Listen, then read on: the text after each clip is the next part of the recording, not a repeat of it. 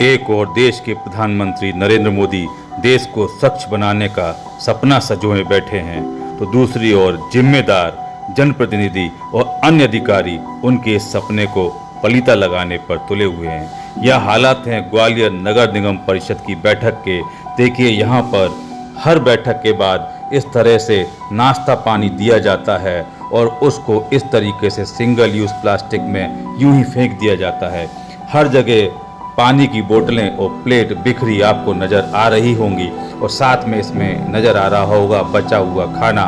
जब खाना ही नहीं है तो लेते क्यों हैं? क्योंकि कहा जाता है कि उतना ही लें थाली में कि व्यर्थ न जाए नाली में, लेकिन उसके बावजूद भी यहाँ खाना भी फिक रहा है और प्लास्टिक की बोतलें भी फिक रही हैं और प्लास्टिक की प्लेटें भी फिक रही हैं।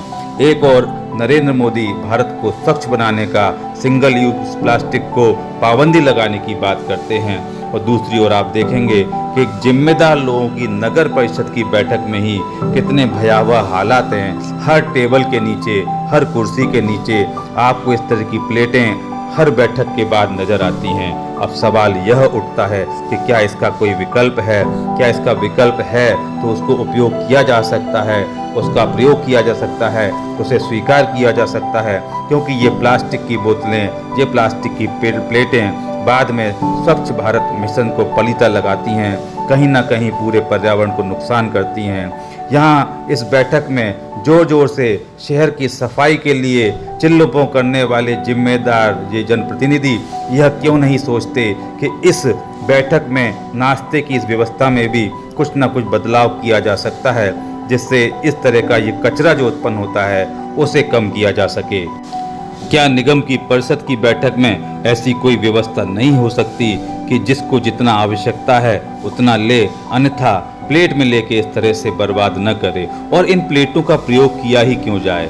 क्या ऐसी कोई व्यवस्था नहीं हो सकती कि इस तरीके से ये सिंगल यूज प्लास्टिक का उपयोग निगम परिषद की बैठक में बैन कर दिया जाए, इसकी जगह दूसरे विकल्पों पर विचार किया जाए ताकि इस तरह से यह कचरा न फैले और नरेंद्र मोदी जो स्वच्छ भारत मिशन का स्वप्न सजोए बैठे हैं उसकी ओर एक कदम ग्वालियर निगम परिषद भी बढ़ा पाए? क्योंकि जिस तरीके से हर बैठक के बाद यह कचरा निकलता होगा, इसे कहीं ना कहीं फेंका जाता होगा और यह पर्यावरण को नुकसान पहुंचाता होगा। और यहाँ सबसे गंभीर बात यह भी नज़र आ रही है, आप देखिए हर प्लेट में कुछ न कुछ खाने की चीज़ें बची हुई हैं जो ले तो ली गई हैं लेकिन खाई नहीं गई हैं। इस तरीके से ये खाने की भी बर्बादी है, पर्यावरण की भी बर्बादी है और सही देखें तो हमारे विवेक की और बुद्धि की भी बर्बादी यहाँ पर इस डब्बे में नज़र आ रही है।